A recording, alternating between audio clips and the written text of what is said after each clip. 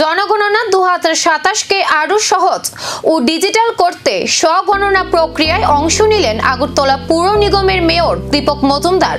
শনিবার তার বাসভবনে অনলাইনে নিজের তথ্য নিবন্ধন করে সাধারণ মানুষকেও এই উদ্যোগে অংশ নেওয়ার আহ্বান জানান তিনি। এই সময় উপস্থিত ছিলেন জনগণনা ও নাগরিক নিবন্ধনের বর্তমান অধিকর্তা রতন বিশ্বাস। প্রশাসনের পক্ষ থেকে জানানো হয়েছে 17 থেকে 31 জুলাই পর্যন্ত নাগরিকরা স্বগণনা পোর্টালের মাধ্যমে নিজেদের তথ্য নিবন্ধন করতে পারবেন। এরপর 1 আগস্ট থেকে শুরু হবে জনগণনা 2027-এর প্রথম পর্যায়ের মাঠ পর্যায়ের কাজ। মেয়র বলেন, সঠিক তথ্যভিত্তিক জনগণনাই ভবিষ্যতের উন্নয়ন পরিকল্পনা ও সরকারি পরিষেবা আরও কার্যকর করতে গুরুত্বপূর্ণ ভূমিকা রাখবে। তাই সকল নাগরিককে এই জাতীয় কর্মসূচিতে সক্রিয়ভাবে অংশগ্রহণের আহ্বান জানান তিনি। আমাদের ভারতের জনগণনা 2027 শুরু হয়েছে আনুষ্ঠানিকভাবে।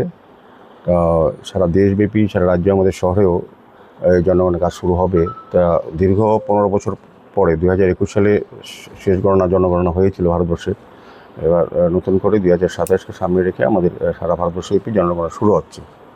আমি বলবো যে জনগণনা অত্যন্ত গুরুত্বপূর্ণ এই কারণে যে আমাদের সমৃদ্ধ ভারত গড়ার ক্ষেত্রে, বিকশিত ভারত গড়ার ক্ষেত্রে এবং আমাদের সমস্ত পরিকল্পনা তৈরি করার ক্ষেত্রে জনগণনা সেন্সাস অত্যন্ত গুরুত্বপূর্ণ। কারণ সমস্তই ডাটার বেস করে কিন্তু সমস্ত পরিকাঠামো তৈরি করা হয়। সমস্ত ব্যবস্থাপনা বা কর্মসূচি বা প্ল্যানিংয়ের যা হয় বা অর্থ বরাদ্দ হয় বা কোনো রকম সংরক্ষণ, যেটা আমি পৌর নিগমের সংরক্ষণ বলি, বিধানসভা বলি, লোকসভা বলি, বা সবটাই বিষয় কিন্তু এই সমস্ত জনগণনা সেন্সাসের উপর নির্ভর করে, জনসংখ্যার উপর নির্ভর করে।